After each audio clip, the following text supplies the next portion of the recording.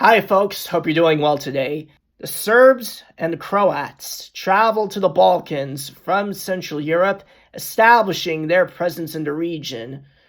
There have been several archaeological and linguistic findings in recent decades, like the Tanais tablets, which validate the writings of the Greco-Roman geographers, as well as comparative linguistic analyses done by Slavic and non-Slavic linguists, showing a connection between the Slavic languages and archaic Iranian languages. They've all discovered that these early Serbs and early Croats were either the subjects of an Iranian-speaking Sarmatian ruling class, or were Sarmatians who ruled over Slavic subjects. And when they arrived, the Slavs had already become the demographically dominant ethnicity of the entire Balkan Peninsula by that point, and you can use your common sense to figure out what happened next. Wow, hold up. I thought that the Croats and Serbs are Slavs.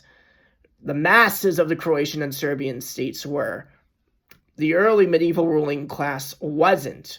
Read more about the migrations across Europe during the late antiquity period and what the Greco-Roman geographers documented.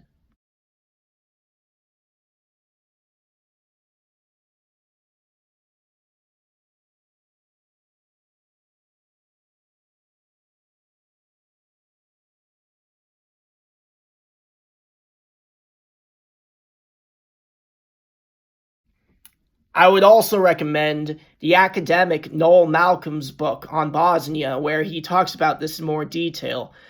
Byzantine primary sources like Emperor Constantine Propyogenitos, who wrote about their migration 3 centuries later using the imperial archives as his source, the Croats traveled to the Balkans because they were invited there by the Byzantines to drive out the Avars from the region. But the Serbs were connected to the Croats and arrived in the same time period, but didn't play a role in driving out the Avars.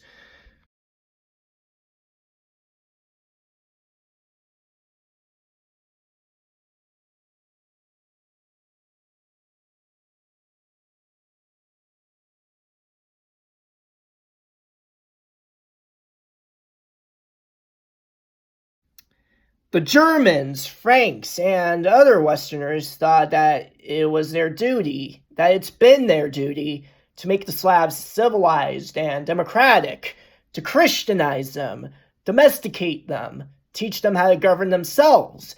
Yet the Dubrovnik Republic, or the Ragusa Republic as it's known in English sources, legally abolished slavery centuries ahead of the British, Spanish, French, and Portuguese.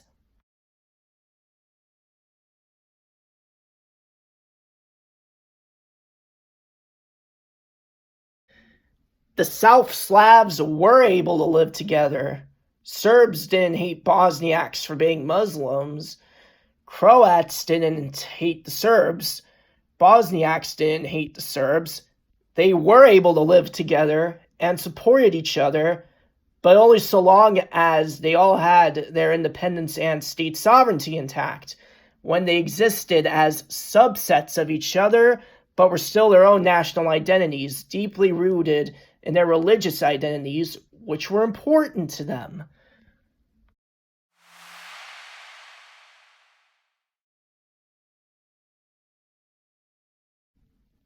Yugoslavia was a mistake. You don't need to integrate all people who speak the same language as you into a single state in order to prevent them from falling prey to any colonial power or to any type of foreign domination. And this is where I end my dissertation. Thank you for watching.